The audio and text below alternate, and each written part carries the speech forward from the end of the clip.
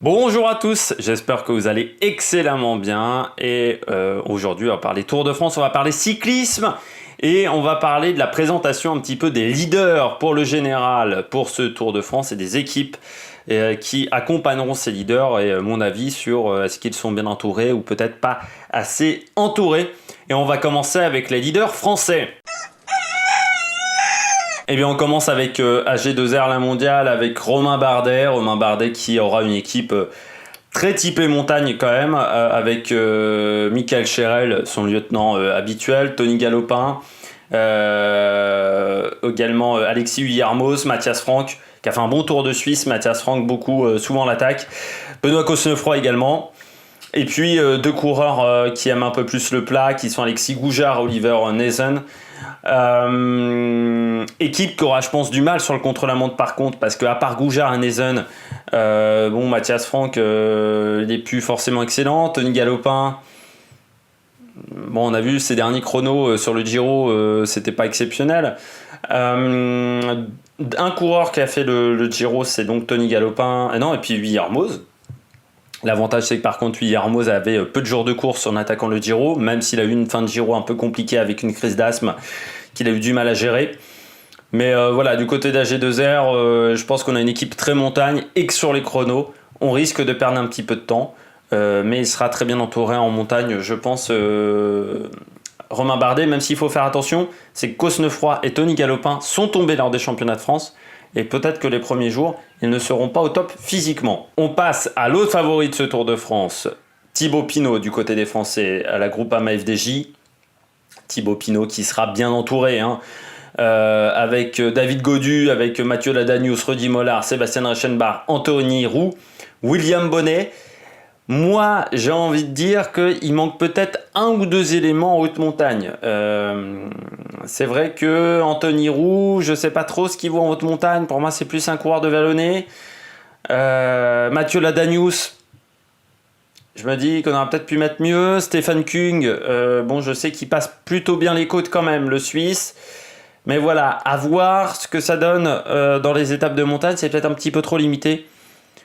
Enfin, un peu limité, un peu trop limité, non, quand même pas à ce point-là. Ça reste quand même une équipe solide et de toute façon, on voit qu'elle est au service intégral de Thibaut Pinot, cette équipe, et ça, c'est une bonne nouvelle. On passe au troisième leader français du côté de la Wanty Groupe Gobert, Guillaume Martin.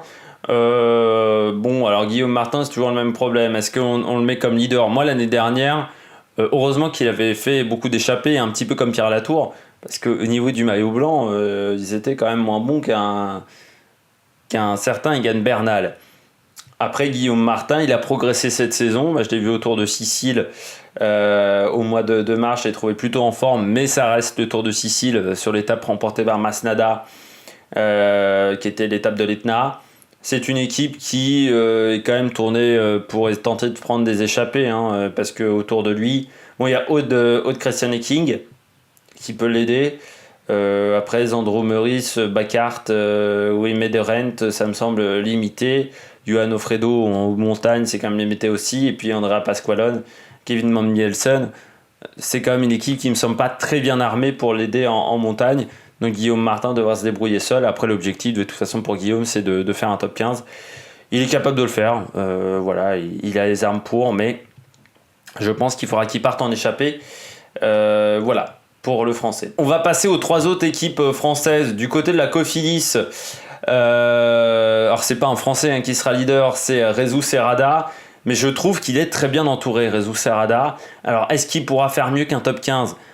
Ça, c'est une grande question, mais pour un top 15, il a une belle équipe, je trouve, avec Nicolas Hédé, Nathanaël Beran, également l'Érythréen, qui retrouve de bonnes sensations depuis qu'il est revenu chez Cofidis, champion d'Érythrée, Beran. Donc ça montre quand même qu'il est mis un minimum en forme, parce qu'aujourd'hui, devenir champion d'Érythrée, c'est plus aussi facile qu'il y a une dizaine d'années. Non, je trouve que c'est une équipe qui est intéressante. Après, Rezou Serrada, il sera déjà content avec un top 20. Ça, c'est clair et net. Mais vu ce qu'il a montré sur le Mont Ventoux Challenge, un top 15 est peut-être envisageable. Et puis s'il y avait des leaders qui étaient vraiment en méforme, beaucoup de leaders en méforme, un top 10, Pourquoi pas, mais voilà, c'est une équipe qui me semble intéressante quand même pour aider Herrada. Après, le problème, c'est que est-ce que le leader est capable de faire un bon Tour de France? Ça, c'est une autre question. Arkea Samsic, bon, même si on a Elie Gebert et Warren Barguil ou Kevin Le Danois, pour moi, ils vont tenter des coups, ils vont pas tenter le général. Je pense que Warren Barguil tentera le maillot à poids, tentera de gagner une étape. Pour moi, c'est trop limité pour aller chercher le général. Pour le champion de France, il y a le chrono, les chronos vont le mettre vraiment en difficulté. Et puis après, bon, depuis le début de saison, est-ce qu'il a montré d'énormes choses lors des courses? On l'a vu, non. Il a montré des choses intéressantes, mais de là à aller chercher les leaders, je pense que c'est un ton en dessous. Et puis Total Direct Energy, Romain Sicard et Ren Taramae. Alors Romain Sicard qui a fait un bon Tour de Suisse où il avait fini top 20. Ren Taramae, il est capable, il a été capable une année de faire top 10. Malgré tout, c'était quand il était à la Cofidis, donc certes, il n'était pas énormément épaulé, mais c'était à une époque où il était un peu plus jeune. Mais il faudra quand même compter sur eux pour un potentiel top 20 et des échappées. Après, c'est vrai que mieux que top 20, ça me semble compliqué pour ces deux coureurs-là, qui me semblent limités quand même en très haute montagne. Taramae, en haute altitude, je ne suis pas sûr qu'il ait un énorme potentiel. On passe du côté des leaders dans les équipes étrangères et on commence avec Ineos. Ineos, quelle équipe, quelle équipe. Même quand il n'y a pas Froome, eh ben, il y en a toujours d'autres pour revenir. Hein. J'en avais parlé sur mon débrief de la chute de Froome, où j'avais dit que pour moi, il ne fallait pas s'inquiéter, Ineos aurait des leaders de rechange. Et bien quand tu regardes l'équipe, il y en a plus d'un de leader de rechange. Alors déjà, il y a le vainqueur du Tour de France de l'année dernière, Geraint Thomas, il ne faut quand même pas le négliger, même s'il est tombé sur le Tour de Suisse. Egan Bernal, qui a dominé le Dauphiné, le Tour de Suisse, qui était très en forme sur le Tour de Suisse. Kwiatkowski, un équipier de luxe. Wout Poels. Alors Wout Poels, c'est toujours... On ne sait jamais où il en est, Wout Poels. C'est-à-dire que c'est quand même un gars qui a gagné Liège-Bastogne-Liège. Un Liège-Bastogne-Liège qui avait été fait dans des conditions extrêmes. Et il a eu du mal à montrer ce qu'il vaut. Mais Wout Poels, il est aussi capable de gérer un général. Hein. Donc je pense que c'est les trois leaders. Et puis avec eux, des bons équipiers comme Luc Roveux, Dylan Van Baarle qui grimpe de mieux en mieux. Pour lui qui était au départ un sprinter, Jenny Moscon. Et puis Jonathan Castroviro, l'increvable également. Lui qui roule des kilomètres à des kilomètres. Donc je pense qu'il faut compter sur cette équipe qui sera en très grande forme. Vincenzo Nibali et la Bahreïn Merida également, je pense, sera parmi les favoris sur ce Tour de France. Une équipe costaud autour de la Bahreïn Merida avec Vincenzo Nibali, Damiano Caruso, son célèbre lieutenant, et puis on a également Juan Denys qui s'est pas mal grimpé, Sonny Colbrelli qui est le sprinter qui grimpe le mieux, Garcia Cortina qui m'avait vraiment impressionné sur Paris-Nice où c'est un coureur qui est très puissant, Matej Mohoric, l'homme célèbre pour ses descentes mais qui est également un bon coureur, et puis Dylan Tunt et Jan Tratnik. Certes, il y a des novices dans cette équipe, certes, Nibali a fait le Giro et a fini un petit peu dans la difficulté ce Giro. Malgré tout, il a déjà fait Giro Tour de France, c'était le cas l'année dernière était plutôt en forme sur le Tour de France, donc il faudra compter sur Vincenzo Nibali sur ce Tour de France qui sera pour moi plutôt bien entouré, même si c'est pas l'équipe qu'il avait sur le Giro, ça reste quand même une équipe de qualité. On passe à la Trek Segafredo. Tout pour Richie Porte. Mais quand je dis tout, c'est tout pour Richie Porte. Avec une équipe d'une densité assez étonnante. Hein. Vraiment, là, ils ont emmené du lourd, les Trek Segafredo. Alors Richie Porte, Julien Bernard, Giulio Ciccone, qu'on a vu pendant tout le Giro, Cône de Corte, Fabio Fellini, Bok Mollema, Tom Skuins, je sais jamais comment le dire, le laiton, et puis Jasper Stuyven. Bon, pour moi, c'est une équipe de qualité. Alors, se méfier quand même de deux coureurs, pour moi, de trois, pardon, Fellini, Bok Mollema et Ciccone. Mollema et Ciccone, on les a vus énormément sur le Tour d'Italie. Mollema finit 5e.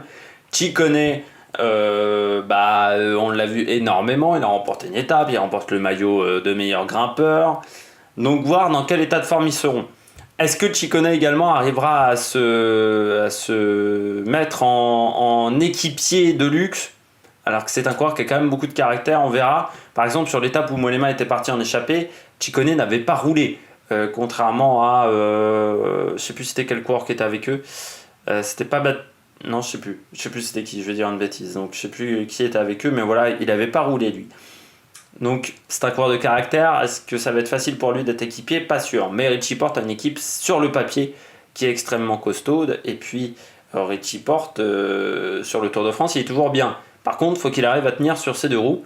Ça, c'est une autre affaire.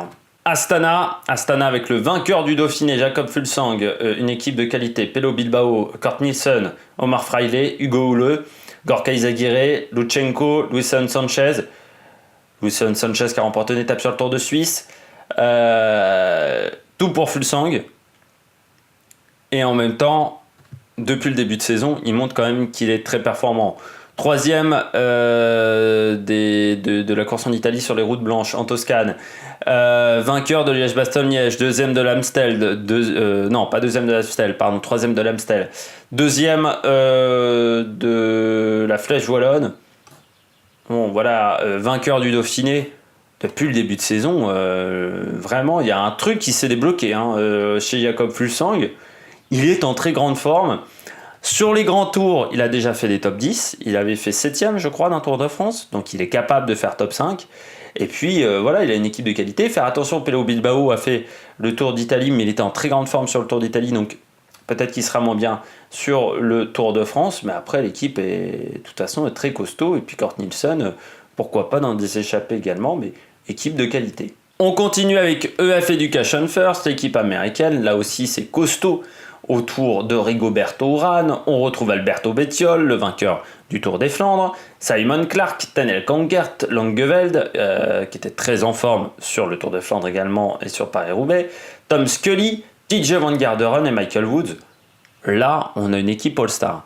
Alors, l'avantage en plus, c'est qu'on a deux coureurs qui sont capables de jouer la tête du général, Rigoberto Urán, TJ Van Garderen. Moi, j'ai plus de certitude avec Rigoberto Urán parce qu'on sait que TJ Van Garderen, il a du mal en altitude. Quand on a 3 arrivées à plus de 2300 mètres, à plus de 2000 mètres, pardon, et qu'on aura le col de l'Isoire à 2700 mètres, et je sais plus quel autre col qui est à 2600 mètres, bon, normalement, TJ Van Garderen, il devrait être en difficulté à ce moment-là. Michael Woods également, très bon coureur de puncher, qui sera capable d'emmener Urán, je pense.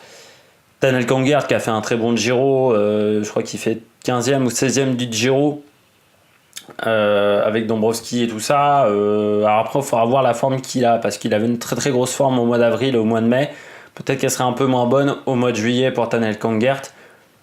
Mais là aussi, il est très très bien entouré. Lui qui a déjà réussi à faire un podium sur le Tour de France. Il est capable de faire la même chose cette année. Et puis on termine avec les grosses équipes, avec la Movistar. La Movistar qui, là c'est difficile de savoir qui est le leader. Nero Quintana, Mikel Landa, Marc Soler, mais également Alejandro Valverde, le champion du monde. André Amador, lui sera là en tant qu'équipier. Carlos Verona, Emmanuel Herviti et Nelson Oliveira. Alors, on a bien compris qu'il y avait 4 équipiers. Amador, Verona, Herviti, Oliveira. Marc Soler, moi j'ai l'impression qu'il a du mal. L'année dernière, on l'avait vu très en forme sur Paris-Nice. Il avait gagné Paris-Nice. Et puis il a du mal à passer à l'échelon supérieur. C'est-à-dire que le mec qui est capable qu'on est capable de faire confiance pour le général. Valverde m'a l'air un petit peu moins bien cette saison, donc je pense que le leadership va jouer entre Quintana et Landa, en sachant que Landa a joué le Giro, qu'il a perdu face au vainqueur, qui était dans la même équipe que lui. Quintana, ça me semble solide, même si on ne l'a pas eu depuis le début de saison. À chaque fois qu'on l'a vu, il avait plutôt l'air d'être en forme, Quintana. Donc moi je pense que le coureur colombien devrait faire un bon Tour de France, et surtout il sera très très bien entouré si tout le monde arrive à être coéquipier de ce leader là, et quand vous avez un Landa, c'est peut-être pas sûr. Les équipes qui pour moi sont un petit peu en ton en dessous de celles qu'on vient de citer précédemment, je vais commencer avec la Jumbo-Visma. Alors je vais peut-être me faire insulter dans les commentaires, mais c'est vrai que je trouve que la Jumbo-Visma, Kruijswijk, même s'il a fait 5e du Tour de France, il y a quand même des coureurs qui sont là pour Groenewegen. Alors après, il a un Tony Martin par exemple, ça c'est intéressant, c'est un coureur qui est capable d'être sur les deux tableaux. George Bennett, Lawrence de plus. Après Lawrence de plus, il a fait un Giro assez merdique. Normalement, il devait être en forme sur le Giro. Il se retrouve un petit peu par défaut sur le Tour de France. Il connaît pas le Tour de France non plus. Donc c'est à voir pour le jeune coureur belge qui se battra peut-être également pour le maillot blanc. Donc c'est jamais simple. Et je pense que c'est quand même un taux en dessous des équipes qu'on a citées précédemment. Deuxième équipe également qui peut faire quelque chose de bien mais qui est quand même un taux en dessous, c'est UAE Team Emirates, équipe qui sera tournée autour de Dan Martin et Fabio Aru. Dan Martin qui a fait depuis le début de saison rien, il traverse cette saison de manière un petit peu invisible. Fabio Aru, lui, il a fait des bonnes choses, comme des choses un peu moins bien. Il a fait un Giro un petit peu en dedans. Ne pas oublier qu'ils seront accompagnés également de Faria d'Acosta, de Sergio Henao. Sergio Henao, c'est quand même du lourd. Est-ce qu'il sera équipier? Est-ce qu'il peut pas être leader de rechange également, Sergio Henao? C'est une bonne question. Bikström, il y aura Christophe et Langen, Philipsen. C'est difficile de savoir qui sera le leader dans cette équipe. Quand on a Sergio Henao, Dan Martin, Fabio Aru, sans faire offense à Rui Alberto Faria, je pense qu'il n'arrivera jamais à gagner un grand tour, contrairement à ce qu'on pouvait croire après ses victoires il y a 4-5 ans sur le Tour de France. J'ai l'impression qu'il n'a jamais réussi à percer lui. Mais le problème, c'est que cette équipe, là aussi, elle a un sprinter, donc elle est un petit peu le cul entre deux chaises. J'ai l'impression que ça va être un peu difficile pour elle d'emmener Dan Martin très loin, surtout que Dan Martin, j'ai pas l'impression qu'il soit dans une forme olympique. Les équipes qui, pour moi, ont du mal, ont des leaders qui sont un peu inférieurs ou auront beaucoup de mal sur ce Tour de France. On commence avec la Mitchelton Scott, la Mitchelton qui aura Adam Yates, mais également son frère Simon Yates. Alors Simon Yates, le Giro, il avait bien débuté, mais il a très mal fini. 8e je crois du Giro, mais assez loin au niveau du temps. Adam Yates, c'est un bon coureur, mais de là à en faire un leader pour le général, je pense pas qu'il ait la capacité. Je pense qu'il est un peu moins fort que son frère jumeau. Et puis quand même des bons coureurs pour les accompagner avec Jack Haig et Michael Edburn, Daryl Impey qui est capable de rouler en montagne, Matteo Trentin qui est l'un des sprinters qui passe le mieux la montagne également. Donc voilà, une belle équipe, mais des leaders. Simon Yates, quel est son état de forme? Adam Yates, est-ce qu'il est capable de jouer le général? Ça me pose beaucoup de questions, ces leaders-là. La Katusha, alors certes, on emmène Ilnur Zakarin. Par contre, Zakarin, il sera tout seul. Il sera peut-être accompagné de José Gonçalves. Mais après, c'est une équipe qui sera tournée pour le sprint autour de Zabel. Zakarin, vu le Giro qu'il nous a fait vraiment dedans pendant tout le Giro, ses soucis sur le contre-la-montre, j'ai l'impression également qu'il a du mal aujourd'hui à être performant dès qu'il y a de l'altitude également. Donc ça me semble trop compliqué pour lui ce Tour de France. D-Motion Data, certes il y a Roman Kreuziger qui sera accompagné de par exemple d'un Stephen Cumming, d'un Ben King, voire d'un Malgren.